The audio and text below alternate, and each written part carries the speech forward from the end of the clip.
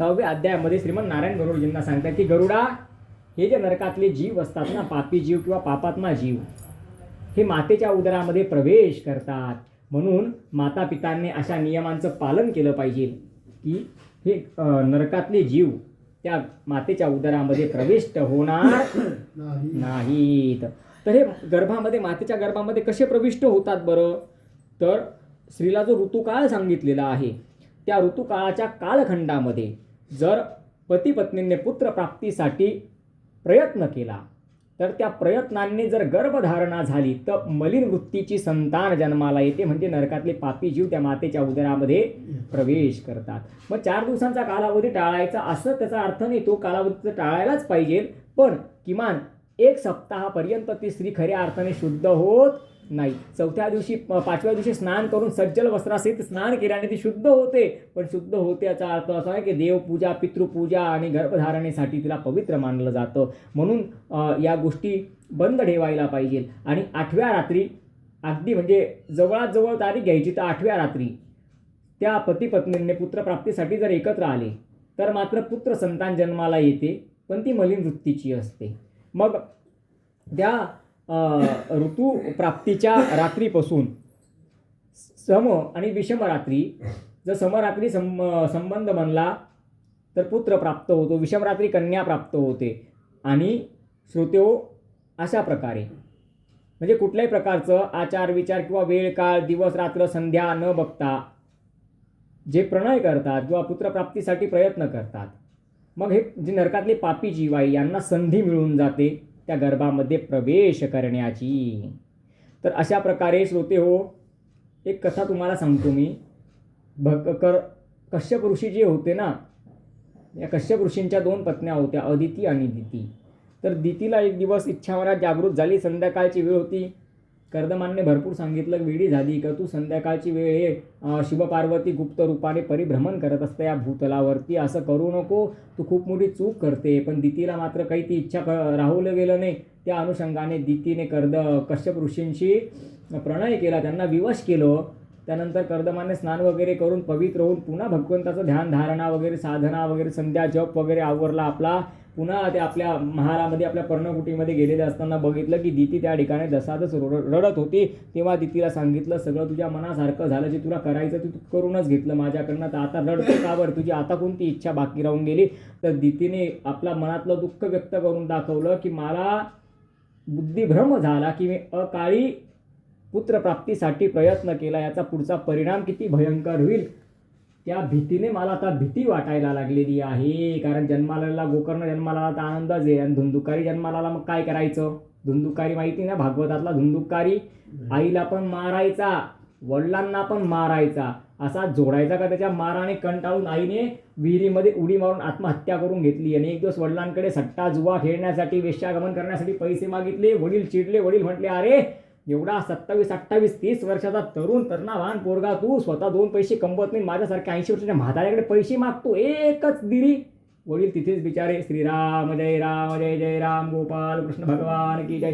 तर धुंदुकारी जर जन्माला आला तर अशी दुर्गती होईल. दितीला भीती मनात वाटायला लागली. कर्दमांनी सांगितलं, अगं वेडाबाई, आता एक नाही 2 धुंदुकारी. धुंदुकारी काय, धुंदुकारीपेक्षा महाभयंकर की जे संपूर्ण विश्वाला त्राहिमाम करून टाकतील. हिरण्याक्ष आणि हिरण्यकश्यप तुझ्या पोटी जन्म घेतील.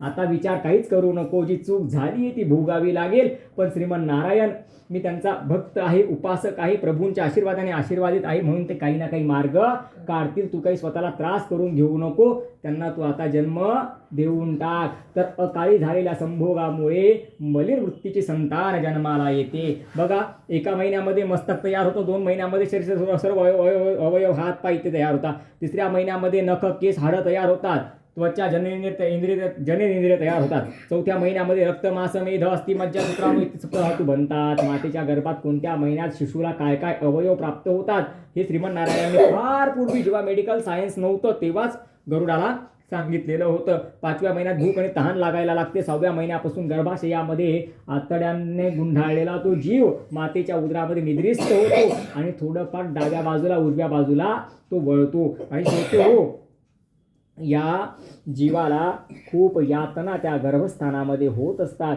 तिथे गर्भामध्ये छोटे छोटे कुरुमी असतात आणि त्या नवजात शिशूला, जे अजून परिपक्व स्वरूपात बनलंसुद्धा नाही, त्या नवजात शिशूला ते कुरुमी चावा घेतात, त्याला कुरतडतात, खूप त्रास होतो. पण एवढ्याशा त्या गर्भामध्ये हालता येत नाही का डुलता येत नाही, खाली डोकानी वरती पाय सगळं काही सहन करावं लागतं. अरे श्रीमन्नारायण गरुडजींना म्हणतात, गरुडा, बाळाला जन्म देताना मातेला ज्या यातना होतात ना, त्या यातना त्या बाळाला गर्भामध्ये प्रत्येक सेकंदाला भोगाव्या लागतात. इतकं भयंकर ते गर्भस्थान आहे गरुडा. बहु हिमपुटी होई जे माय पोटी, नको रे मना यातना तेची मोठी, निरोधे पचे कोंडले गर्भवासी, अधोमुख रे दुःख त्या बालकासी. इतकं दुःख त्या गर्भामध्ये त्या बाळाला प्राप्त होतं.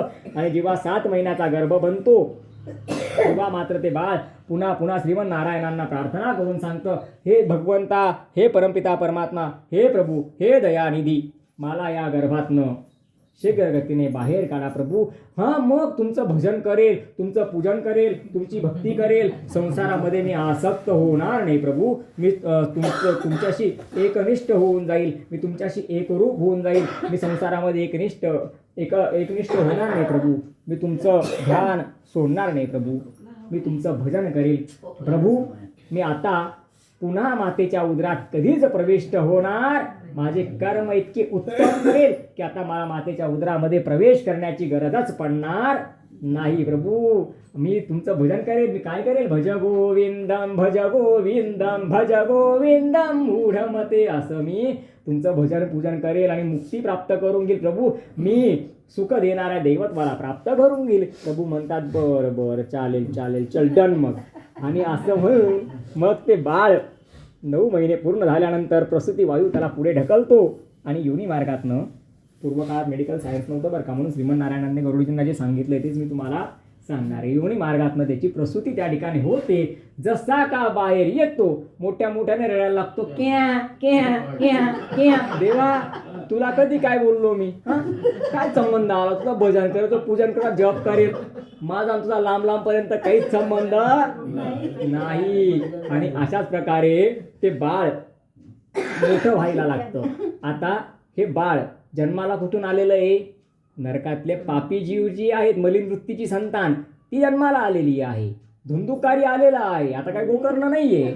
परिणाम जसा मोठा होतो तसं त्याला असुरी संपत्ती प्राप्त होते. आणि असुरी संपत्ती प्राप्त झाल्यावरती अहंकार, क्रोध, ईर्ष्या, द्वेष, अनेक दुर्गुणांचा समावेश त्याच्यामध्ये होतो. एवढंसं बाळ असतं, आईला उद्धट बोलतं, वडिलांना उद्धट बोलतं, तुम्हाला काय कळतं का, तुम्हाला काय अकलीची कांदे आहेत का, हे असं अनेक गोष्टी ते बोलत असतं. आणि श्रोते हो, ज्याप्रमाणे जसं वय वाढत जातं तसं तसं वाईट मुलांच्या संगतीमध्ये ते पडतं आणि नाना प्रकारचे व्यसनं करायला लागतं, नाना प्रकारचे व्यभिचार करायला लागतं. आणि ज्याप्रमाणे बलवान हत्ती एकमेकांशी टक्कर करताना त्याच्यामध्ये हत्ती मारला जातो, तसा तो मनुष्य एक दिवस मारला जातो. म्हणजे त्याला आपल्या भाषेमध्ये आपण म्हणतो गँग वॉर, बरोबर. तर तो मारला जातो. तर श्रीमन्नारायण गरुडजींना सांगतायत की इतक्या कष्टाने तो मनुष्याचा शरीर प्राप्त करतो आणि त्या मनुष्य जन्मात त्या शरीराचा तो उपयोग कसा करतो, तर ते सगळं मनुष्य जन्म, मनुष्याचं शरीर तो वाया घालवून देतो म्हणे. तर हा मनुष्य जन्म आपल्याला वाया घालवायचा नाहीये. या मनुष्य जन्मामध्ये आपलं पण सार्थक करून घ्यायचं आहे. आणि आपलं सार्थक केल्यानंतर आपल्या मुलाबाळांच्या सुद्धा जीवनाचं सार्थक करायचंय. आपल्या बाळाचे मित्र कोण, आपल्या मुलीचे मैत्रिणी कोण, याच्यावरती मातापितांचं लक्ष असायला पाहिजे.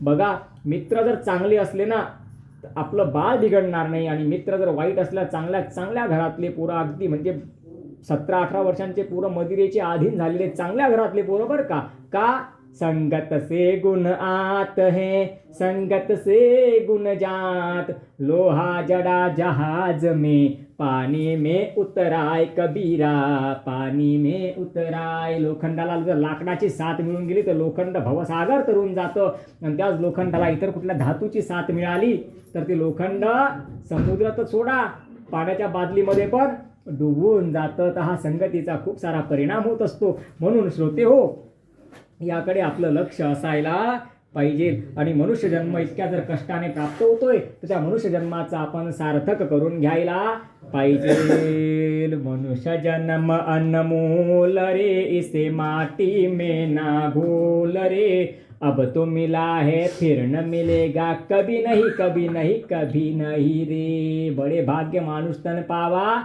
सुर दुर्लभ सब ग्रंथन गावा. हे मनुष्याचं तन, हे मनुष्याचं शरीर वाईट कामासाठी, वाईट गोष्टींसाठी मिळालेलंच नाहीये.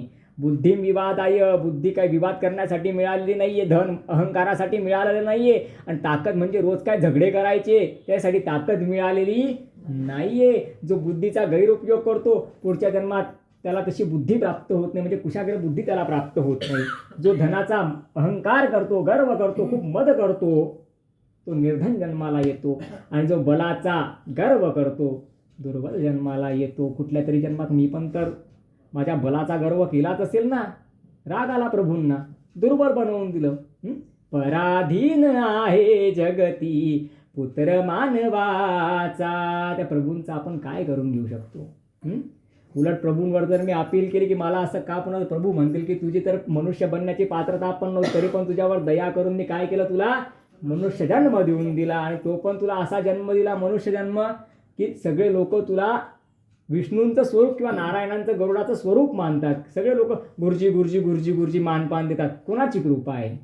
न जाने कौन से गुण पर दयानिधि रीझ जाते हैं, दयानिधि रीझ जाते हैं, दयानिधि रीझ जाते हैं. म्हणून श्रोते हो, जे मिळालेलं आहे ना त्याच्यात समाधानी राहायचं. आणि ज्या गोष्टी आपल्याकडे नाही आहे ना त्याचं दुःख करायचं.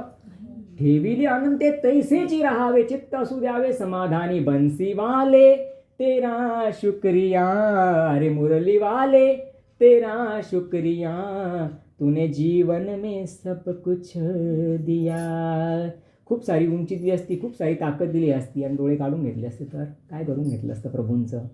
पराधीन आहे जगती पुत्र मानवाचा. म्हणून जे मिळालंय ना प्रभू त्याच्यामध्ये मुख में हो राम नाम, राम सेवा हाथ में, तू अकेला नहीं प्यारे, राम जी तेरे साथ में. विधि का विधान जान, हानि लाभ सहिए, जाहि विधि राखे राम, वाही विधि रहिए. जाहि विधि राखे राम, वाही विधि रहिए. तर श्रोते हो, या ठिकाणी 6वा अध्याय परिपूर्ण झाला. आणि 6व्या अध्यायाचं तात्पर्य हेच होतं की हे जर भगवंताच्या कृपेने मनुष्याचं शरीर प्राप्त झालेलं आहे, सगळे अविकल इंद्रिय प्राप्त झालेले आहेत ना, याचा उपयोग नीट मनुष्याने करायला पाहिजे.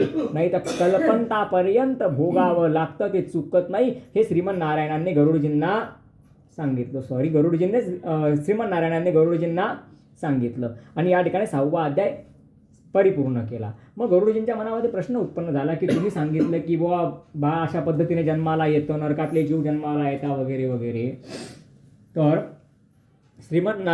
गरुडजी श्रीमन्नारायणांना विचारत आहेत की एखाद्या मनुष्याला, म्हणजे एखाद्या दाम्पत्याला, एखाद्या पती पत्नींना जर बाळ होत नसेल तर त्यांनी काय करायला पाहिजे? श्रोते, पुत्राचं खूप सारं महत्त्व आहे.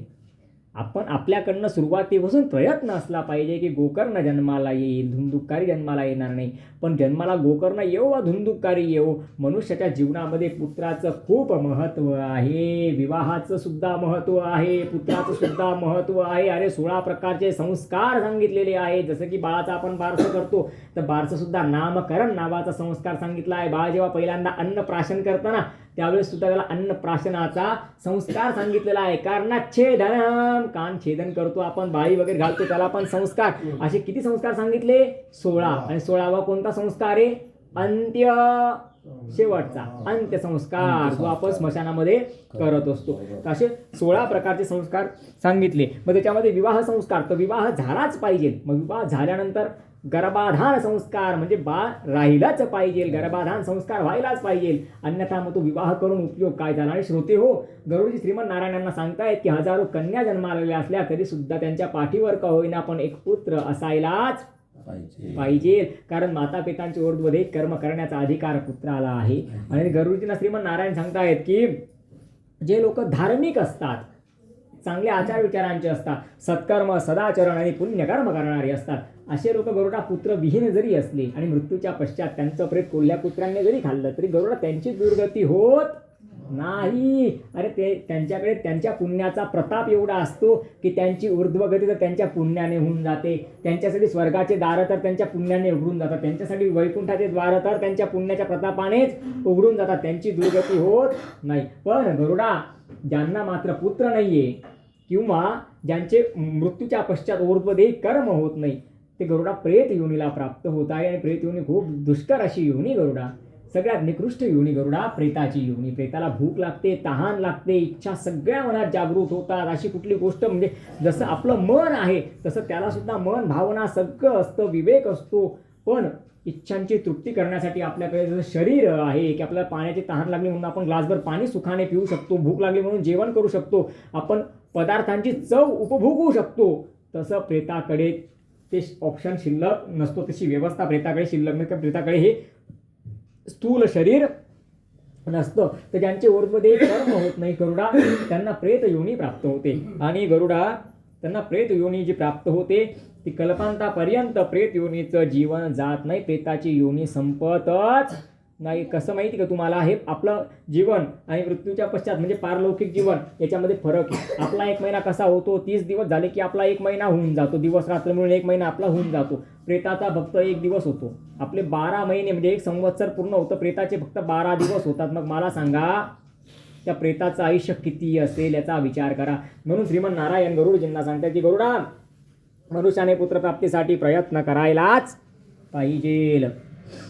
मग काय झालं तर श्रीमन नारायण गरुडजींना सांगतायत की आता बघा एखाद्या वेळेस पुत्र नसला तर अग्निसंस्कार वगैरे ऊर्ध्वदेह कर्म करण्याचे अधिकार कोणाकोणाला येते पुढचे अध्याय सांगेल त्यावेळेस मी तुम्हाला सांगेल. मी तुम्हाला मागे पण बोललो होतो की या गरुड पुराण रूपी समुद्रामध्ये नाव मार्गावरच चालवावी लागते. जर आपण मार्गातनं भटकून गेलो तर हा समुद्र एवढा विशाल आहे की याच्यामध्ये मग मतीसुद्धा भ्रंश पावायला सुरुवात होते. आणि मग असा विषय होऊन जाईल की तुम्ही म्हणणार गुरुजी तुम्ही जोपर्यंत एक मार्गावर बोलत होतो कथा ऐकू वाटत होती पण तुम्ही भरकटल्यापासून तुम्ही काय बोलले आम्हाला काहीच कळणार, मलाच कळणार नाही मी बोलतो काय, तर तुम्हाला कुठून कळणार आहे.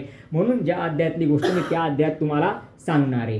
तर पुत्राचं जेवढं महत्त्व आहे तेवढंच महत्त्व कन्येचं सुद्धा आहे. सालंकृत कन्यादान पृथ्वीदानाचे समान, ती पण काय अशी तशी थोडी आहे. पण आत्ता विषय काय चालू आहे आपला पुत्र, मग आपण पुत्रावरच बोलू. तर श्रीमन नारायण गरुडजींना सांगताय की हजारो कन्या जन्माला आल्या तरी एक पुत्र असायलाच पाहिजे. ऊर्ध्वदेह कर्म करण्याचा अधिकार फक्त पुत्रालाच आहे इतकं सध्या पुरतं गृहीत धरा, बाकीचं पुढे दमादमाने सांगेल मी. हा तर काय झालं तर गरुडजी श्रीमन नारायणांना सांगतात काय राजा एक बबरूवन 10वा अध्यायापर्यंत पोहोचायचंय बरं, आज डिस्टर्ब नका करू, कंटिन्यू फक्त ऐकत राहा.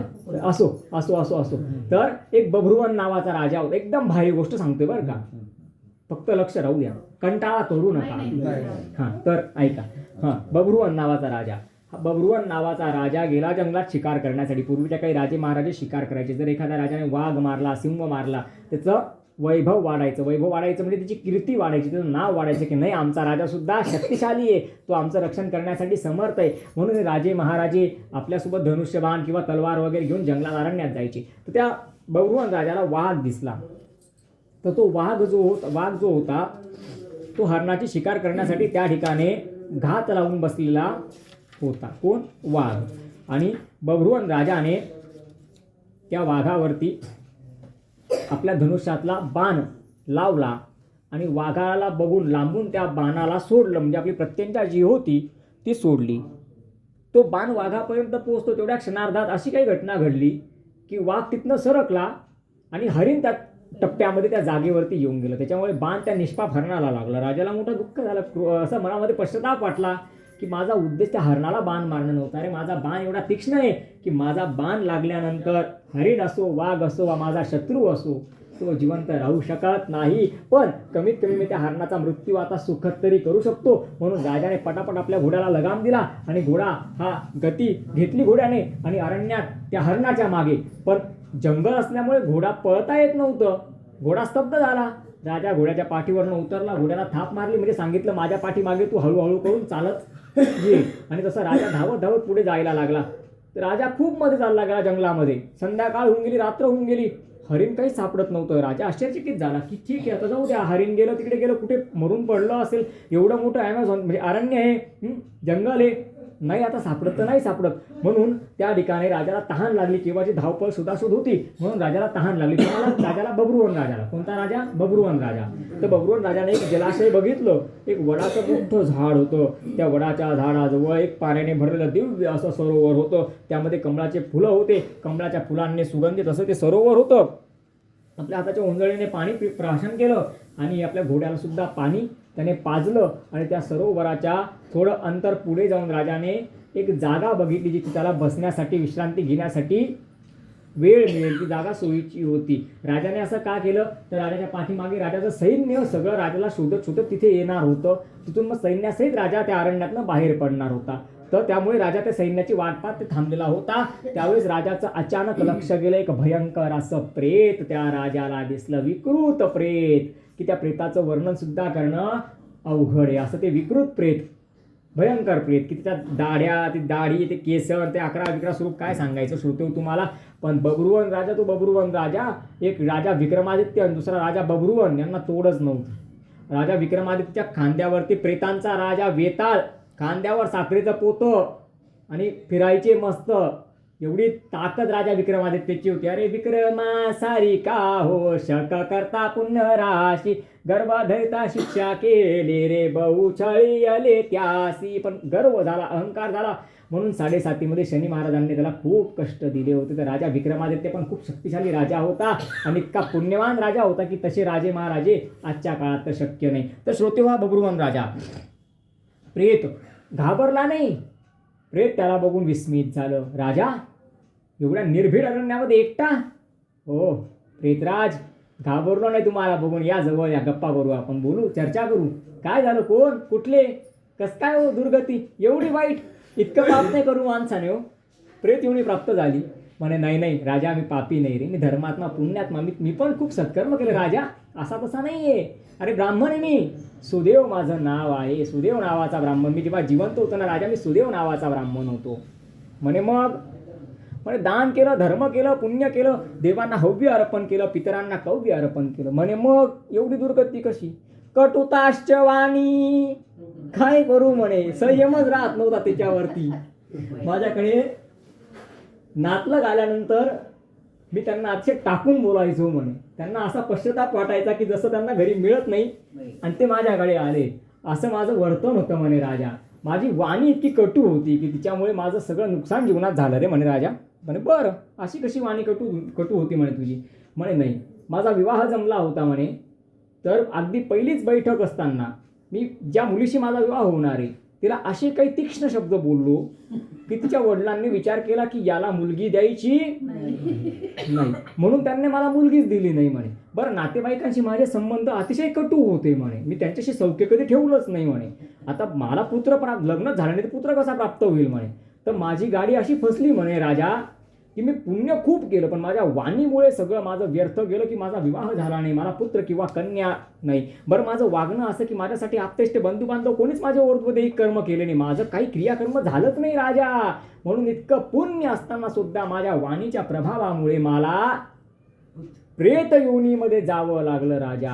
राजा म्हणे काय करू तुझ्यासाठी? तेव्हा त्या प्रेताने राजाला पुन्हा पुन्हा विनंती केली, सांगितलं राजा माझं कोणी नाही ना. मग राजा सगळ्यांचा मित्र असतो, राजा हा सगळ्या वर्णांचा मित्र आहे, राजा सगळ्यांचा मित्र आहे. काय कर राजा, माझ्यासाठी तू प्रेताचा प्रेत घटदान कर आणि ऊर्ध्वदेही कर्म कर, माझं 16 श्राद्धांचं मलिन षोडशी नावाचं पिंडदान कर, माझ्यासाठी नारायण नागबिल्ली कर, सपिंडीकरण कर. एवढंच नाही तर श्रीमद भागवत महापुराणाचं हजारो लोकांना श्रवण राजा करवून दे. या सगळ्या गोष्टी सांगितल्याप्रमाणे जर राजा तू केल्या आणि त्याचं पुण्य तू मला दिलं किंवा मला त्याचं सगळं श्रेय आणि पुण्य प्राप्त व्हावं या अनुषंगाने जर तू केल्या तर राजा माझा प्रेत योनीतनं उद्धार होऊ शकतो, अन्यथा माझा प्रेत योनीतनं उद्धार होऊ शकणार. राजा या जंगलामध्ये खूप गोड गोड फळं येत रे, त्यांचा सुगंध मला येतो, पण माझ्याकडे अविकल इंद्रिय नाही म्हणून मी त्यांचा आस्वाद घेऊ शकत नाही. राजा तहान सुद्धा खूप लागते रे, कमळाच्या सुगंधाने सुगंधित जलाशय आहे, सरोवर आहे, त्याच्या काठावरती येऊन जातो, पण पाणी पिण्यासाठी हात कुठे राजा तुझ्यासारखे. म्हणून हे प्रेताचं जीवन फार दुष्कर आहे राजा. म्हणून माझ्यासाठी एवढं कर. तुला पुन्हा पुन्हा विनवणी करतो राजा, माझ्यासाठी जास्तीत जास्त प्रयत्न कर. तुझ्याशिवाय माझं कोणी नाही. माझं सदैव माझं सत्कर्म, माझं काहीतरी भाग्यपुण्य, काहीतरी भगवंताची कृपा, देवाला दया आली असेल माझ्या प्रेत योनीवरती. म्हणून राजा तुझा माझी भेट या अरण्यामध्ये घडवून दिली. नाहीतर मी मागच्या 200-500 वर्षापासून या अरण्यामध्ये प्रेत योनीने भ्रमण करतोय राजा.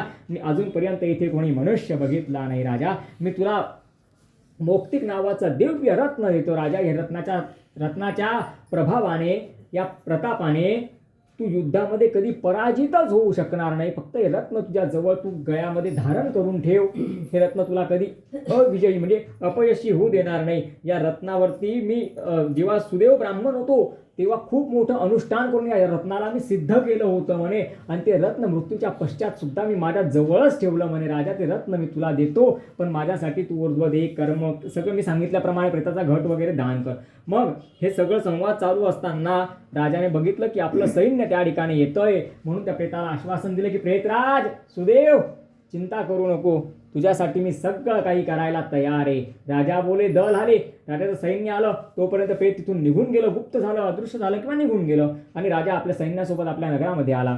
राजाने विद्वान ब्राह्मणांना बोलवलं, शतचंडीचे अनुष्ठान केले आणि अशा प्रकारे श्रोते हो त्या ठिकाणी ऊर्ध्वदेह अगोदर प्रेताचा प्रेत घट दान केला, ऊर्ध्वदेही कर्म केले. ऊर्ध्वदेही कर्म केल्यानंतर दशगात्र विधी वगैरे गंधमुक्त शुद्ध श्राद्ध केल्यानंतर हजारो लोकांना अन्नदान केलं आणि हजारो लोकांना श्रवण करता येईल अशी व्यवस्था करून चांगल्या विद्वान कथा प्रवक्त्यांच्या मुखातनं श्रीमन्नारायणांच्या भागवत महापुराण ग्रंथाचं श्रवण केलं. म्हणजे हजारो लोकांना त्या ठिकाणी सुद्धा अन्नदान केलं. आणि राजाने संकल्प केला की मी त्या प्रेताच्या उद्देशाने सुदेव ब्राह्मणांना पुण्य मिळावं या उद्देशाने जितकं दान केलं असेल, धर्म केला असेल, पुण्य केलं असेल, ते सगळं एकवटून मी त्यांना हे समर्पित करतो की त्यांचा प्रेत योनीतनं त्यांची मुक्तता व्हावी. असं म्हणून तर राजाने पाणी सोडलं आणि इकडे सुदेव ब्राह्मणाला दिव्य शरीर प्राप्त झाले. सुदेव ब्राह्मणांनी वैकुंठ लोकाची यात्रा केली. त्यांचं सगळं पाप नष्ट पावलं, कारण स्वतःचं सुकृत होतं पण कटुताच्या वाणीमुळे सगळं भोगावं लागत होतं. तर याच्या पुण्याईने त्यांची नौका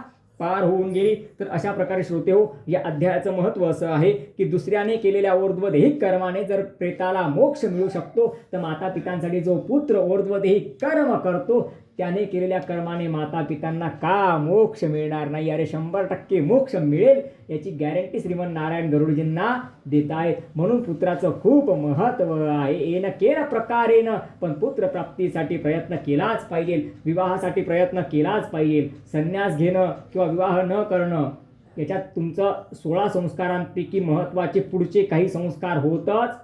जर विवाह झाला नाही, गर्भाधानचा कसं काय संस्कार होणार आहे? मग पुढचे संस्कार, अंत्यसंस्कार वगैरे सारखे जे संस्कार आहेत ते होत नाही. तर श्रोते हो 7वा अध्याय मी तुम्हाला सांगितला पुत्राचं किती महत्त्व आहे. दुसऱ्याने केलेल्या ऊर्ध्वदेहिक कर्माने प्रेताचा उद्धार होऊ शकतो, तर पुत्राने केलेल्या ऊर्ध्वदेहिक कर्माने माता पिता का स्वर्गाला प्राप्त होणार नाही, ते का वैकुंठ लोकाची प्राप्ती करणार नाही? म्हणून पुत्र तुम नावाच्या नरकातनं माता पितांना तारून नेतो, म्हणून त्याला पुत्र म्हणतात. स्वतः पुत्राला पुत्र म्हणून ब्रह्मदेवाने हाक मारलेली आहे. जो पुत्र जन्माला येऊन माता पितांना अपार आनंद देतो तोच खरा पुत्र, नाहीतर मग धुंदूक काही उपयोगाचा नाही. कारण तो जिवंतपणेच नरक दाखवून देतो आणि आपल्या मृत्यूच्या पश्चात त्याला म्हणजे तो आपल्यासाठी काही करेल याची काही शाश्वती राहत नसते. श्रोत्यो एक छोटंसं निवेदन, मला कथा सांगताना खूप सारं बोलावं लागतं आणि आज खूप अध्याय कंप्लीट करायचे, तर त्यामध्ये जर एखादा शब्द मागे पुढे झाला, एखादा शब्द इकडे तिकडे बोलला गेला ना, तर काही गोष्टींना बस कृष्णार्पण वस्तू इग्नोर. कारण माझा इंटेन्स कोणाचं मन दुखेल असं बोलण्याचं तर बिलकुल नसतो, पण लाखो शब्द बोलायचे, तर लाखो शब्दामध्ये एखादा शब्द इकडे तिकडे तर होऊ शकतो. त्याच्यामुळे काय असं चिंता करायची नाही. सुहृदम सर्व भूतानां, मी सगळ्यांचा सुहृद आहे. आता श्रोते आपल्याला अध्याय श्रवण करायचा आहे, तो म्हणजे 8वा. कितवा अध्याय श्रवण करायचा आहे? 8वा. तर 8व्या अध्यायामध्ये श्रीमन्नारायण गरुडजी श्रीमन्नारायणांना विचारतायत की प्रभू, ही दुर्गती होणार नाही असा देह त्याग करण्याचा काही विधी नाही आहे का? काही असेल तर सांगा ना, थोडंसं लोकांच्या उपयोगामध्ये येईल ना पुढे ते. मग श्रीमन्नारायणांनी काय सांगितलं की गरुडा, तुला मी मृत्यूच्या पश्चात सद्गती प्राप्त होईल अशी शरीर त्याग करण्याची विधी मी तुला सांगतो. म्हणजे मनुष्याने शरीर त्याग करताना ते कसं त्याग करायला पाहिजे ते श्रीमन्नारायण आता गरुडजींना सांगतायत. बघा, या ठिकाणी कर्मसंबंधांमुळे आपल्या या भूतलावरती जन्म झालेला आहे. जेवढे आपले नाते संबंध असतील, मित्रसंबंध असतील, हा सगळा कर्मसंबंध आहे. मला सांगा, तुमच्याकडे गरुड पुराणाला मी असं तुम्हाला स्वप्न पडलं होतं का?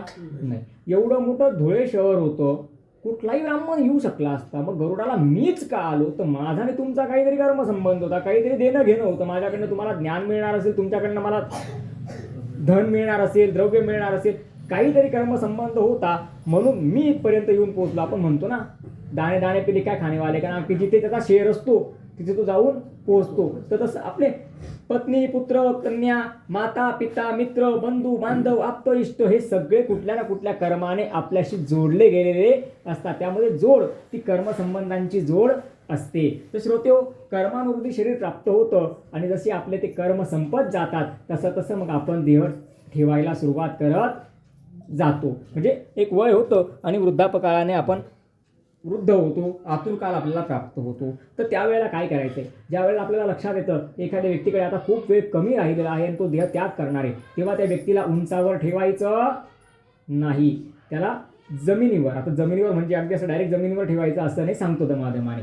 तर काय करायचं? त्यावेळेला तुळशीजवळ एक छोटीशी ताटली घ्यायची, आपली पोहे खायची ताटली असेल तशी, किंवा देवतामण. मग त्याच्यामध्ये काय करायचं? बाळकृष्ण किंवा शालिग्राम असेल तर शालिग्राम ठेवायचा, थोडंसं शेण, गोमित्र आणि गंगाजल, किंवा गंगाजल असं साधं पाणी आणि गंगा गंगा म्हणून त्या शेरामध्ये त्या गोमित्र टाकायचं, गोमित्रामध्ये गंगा गंगा म्हणून ते पाणी टाकायचं, त्याचा एक द्रव्य तयार करायचं आणि त्या ठिकाणी कुठे? तुळशीजवळ मंडलाकार भूमी सारवायची आणि सारवलेल्या भूमीवरती ते जे बाळकृष्ण आहेत किंवा शालिग्राम आहेत त्यांना स्थापन करायचं. थोडंसं दूध, थोडंसं पाणी आणि किंचितची साखर त्याच्यामध्ये एकत्र करून जे द्रव्य तयार होतं त्याच्याने नमो भगवते वासुदेवाय नमः, नमो भगवते वासुदेवाय नमः, नमो भगवते वासुदेवाय नमः असं म्हणून जल समर्पित करायचं गोपालकृष्णांवरती. आणि ते जल समर्पित केल्यानंतर ते बाळकृष्ण तसे तिथेच राहू द्यायचे, किंवा शालिग्राम तिथे तसंच राहू द्यायचा. पटकन घरात यायचं आणि जिथे त्यांना ठेवायचं आहे, ज्यांचा आता प्राण जाणार आहे, अजून गेला नाही बरं का, पण जाणार अशी पूर्ण शाश्वती आहे की आता वो आहे, थोड्या वेळात त्यांचा प्राण जाईलच. तर ते जे तुम्ही द्रव्य तयार केलेलं आहे, गोमित्र, शेण आणि गंगाजल, त्याचं थोडंसं लेपन त्या भूमीवरती पटापट पटापट हाताने करून घ्यायचं. अगदी घट्ट असं चौकोन सगळीकडे दिसेल असं बटबटीत सारवा असं सांगण्याचा उद्देश नाही, पण थोडं का होईना असं व्यवस्थितरित्या त्याला हात फिरवून घ्यायचा आणि त्याच्यावरती थोडासा दर्भ टाकायचा टप्प्याटप्प्याने. तुळशीचे दल टाकायचे, थोडीशी काळी तीळ टाकायची, थोडीशी जव टाकायची आणि त्या सारवलेल्या भूमीवरती कपडा टाकून असं बारीक काहीतरी वस्त्र त्यांच्या डोकं ठेवण्याच्या जागेवर ठेवायचं आणि त्यांना दक्षिणेकडे डोकं आणि उत्तरेकडे पाय करून असं व्यवस्थित खाली ठेवायचं. आणि जेव्हा त्यांचा प्राण जायला लागतो किंवा प्राण गेल्या गेल्या आपण बाहेर जे शालिग्राम ठेवलेले आहे त्यांच्यावर आपण दूध पाणी टाकलेलं जे तीर्थ आहे ते चरण तीर्थ पटकन त्यांच्या मुखामध्ये द्यायचं असतं. आपण त्याला काय म्हणतो? आपल्या इकडच्या भाषेमध्ये शिपा देणं म्हणतो, बरोबर ना? तर ते द्यायचं असतं. अकाल मृत्यू हरणम सर्व व्याधी विनाशनम विष्णू चरणोदकम तीर्थम पुनर्जन्म न विद्यते. त्या व्यक्तीच्या मुखामध्ये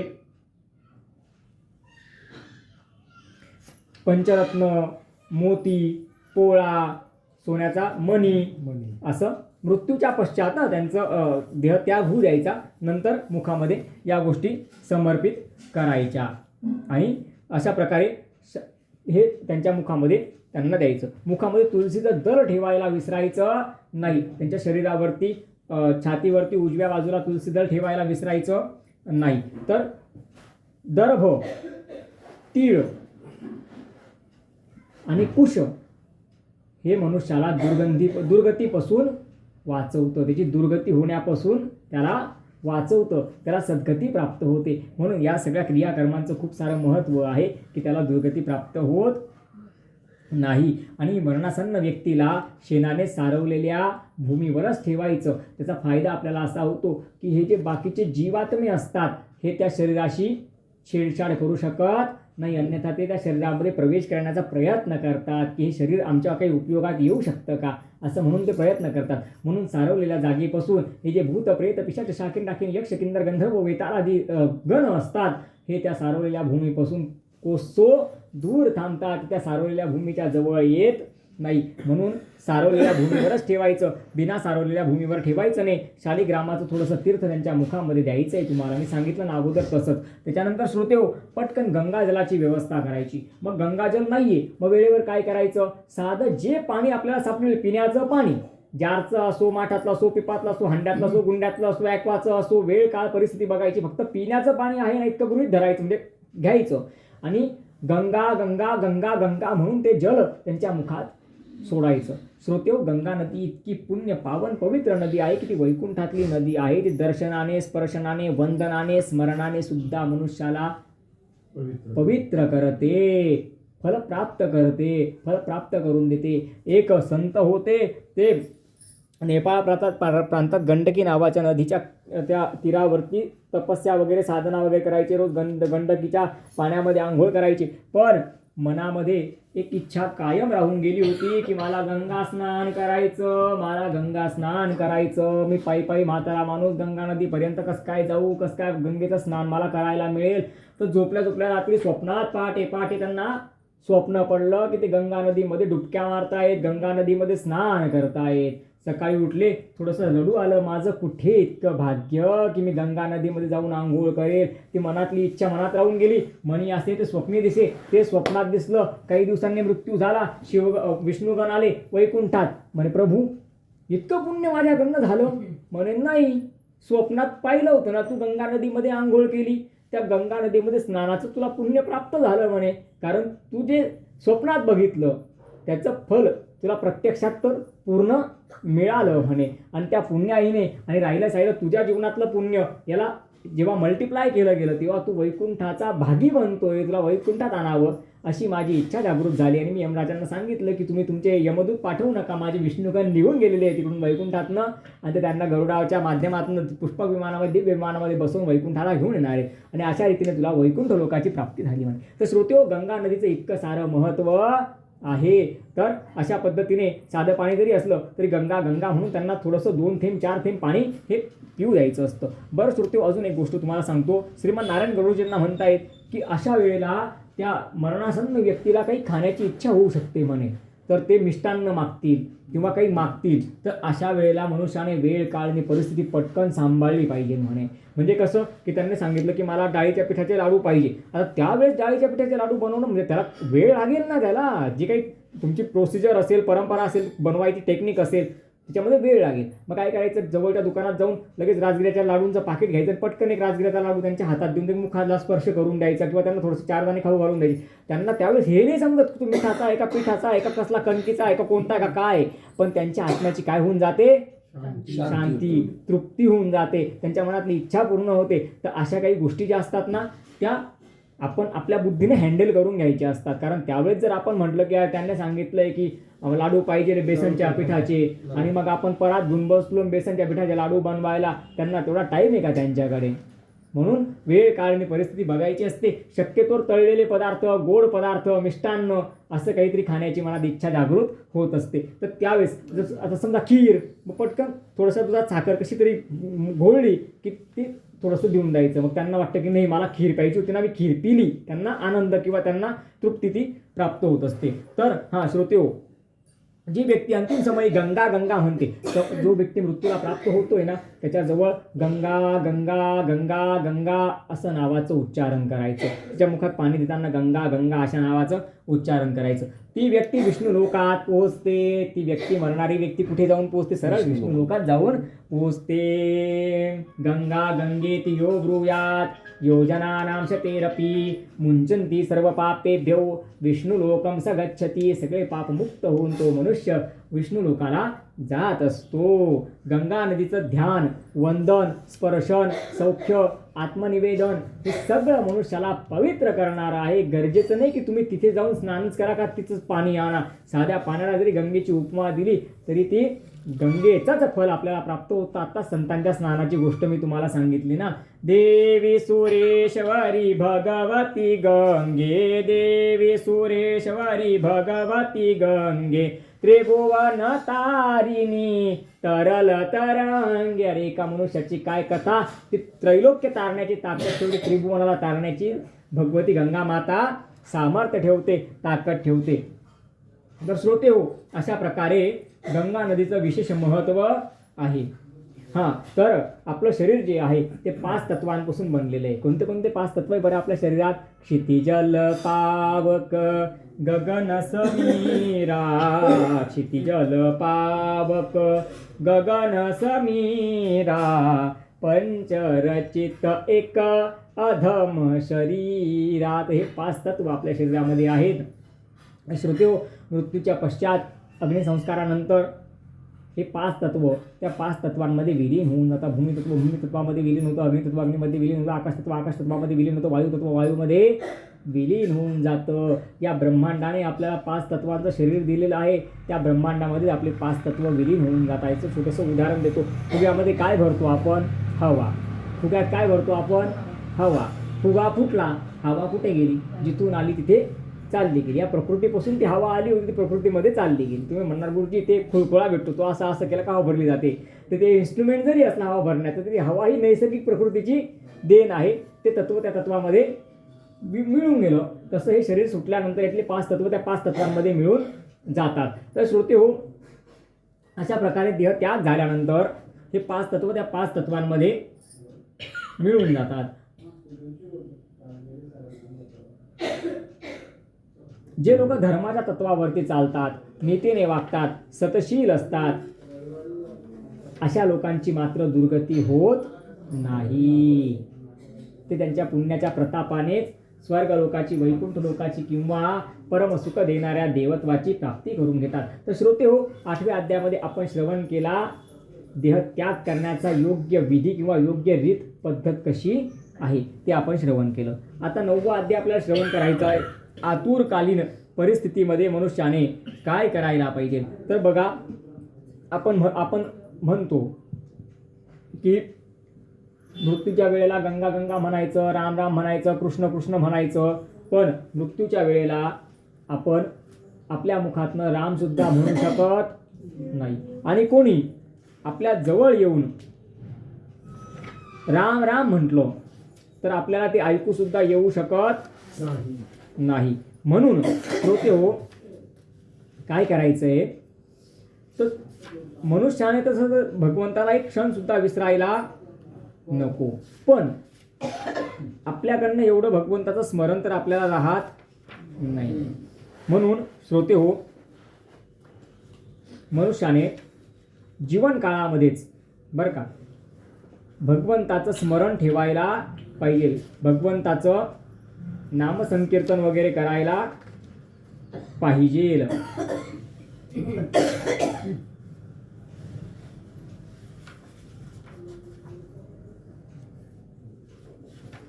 मनुष्याने भगवंताचं नामस्मरण करायला पाहिजे. भगवान यमराज, धर्मराज जे आहेत ते सुद्धा आपल्या दूतांना सांगतात की जो सदशील मनुष्य माझ्या नावाचं उच्चारण करतो, जो भगवान विष्णूंचा, भगवान शिवांचा भक्त आहे, अशा विवेकी पुरुषाला माझ्या जवळ तुम्ही सहज सुद्धा घेऊन जाऊ नका. किंबहुना त्यांच्या वाटेला तुम्ही जात जाऊ नका. आपलं सेक्टर जे आहे ते पापी दुष्ट दुराचारी लोकांचं डिपार्टमेंट आपल्याला मिळालेलं आहे. तर आपण त्यांचाच कॅटलॉग बघायचा आणि त्यांचाच हिशोब बघायचा. भगवंताच्या भक्तांच्या मागे आपण लागायचं नाही. जर आपण भगवत भक्तांच्या मागे लागलो, विष्णूंच्या भक्तामागे लागलो, शिवांच्या भक्तामागे लागलो, तर हे देवता एवढे मोठे आहेत की ते आपला सुद्धा काय करतील म्हणे, क्लास लावून देतील म्हणे. त्याच्यामुळे त्यांच्या वाटेला जायचं नाही. तर आपल्यासाठी मृत्यूच्या पश्चात कोणी राम राम म्हणेल किंवा कोणी आपल्याला राम राम राम राम ऐकवेल असं मनात आणण्यापेक्षा संसार करता करता त्या देवाचं स्मरण ठेवत चला. आणि जर समजा संसार करता करता तुमच्याकडनं परमार्थ होत नसेल तर एक वय झाल्यानंतर, म्हणजे आपल्या जबाबदाऱ्या परिपूर्ण झाल्यानंतर घरामध्ये राहिल्या संन्यास घ्यायचा.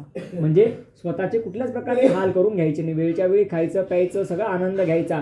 पण संसारामध्ये ढवळाढवळ न करता किंवा त्या संसारात त्या प्रपंचात लक्ष न घालता, TV सिरियल चित्रपट किंवा मोबाईल या गोष्टींमध्ये लक्ष न घालता दिवस रात्र भगवंताचं नाम संकीर्तन मनुष्याने करायला पाहिजे.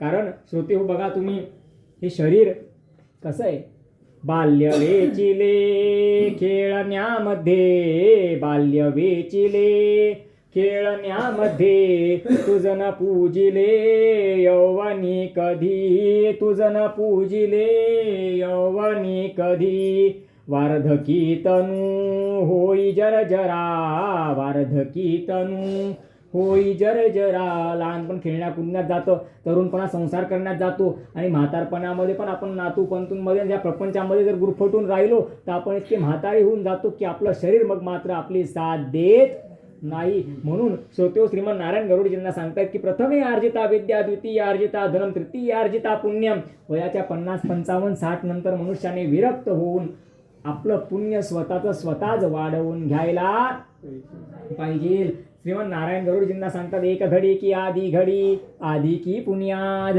तुलसी चर्चा राम की हरे कोटी अपराध. अरे भगवंताचं थोडंसं नामस्मरण सुद्धा आपले करोडो अपराध हरण करणारं असतं. नथनी दिनी यारणे चिंतन वारंवार, नथनी दिनी यारणे चिंतन वारंवार, नाथ दियो करतार उसे दियो बिसराय. असं कसं चालेल? असं नाही चालणार. म्हणून त्या परमात्म्याचं स्मरण करायला पाहिजे. बघा तुम्ही आतुर कालामध्ये जर विचार केला की आमच्या मुखात राम येईल, अरे याचसाठी केला होता अट्टहास, शेवटचा क्षण गोड व्हावा. तर शेवटचा क्षण गोड व्हावा याच्यासाठी अट्टहास मात्र जीवनपर्यंत करावा लागतो. तेव्हा मुखामध्ये राम येतं.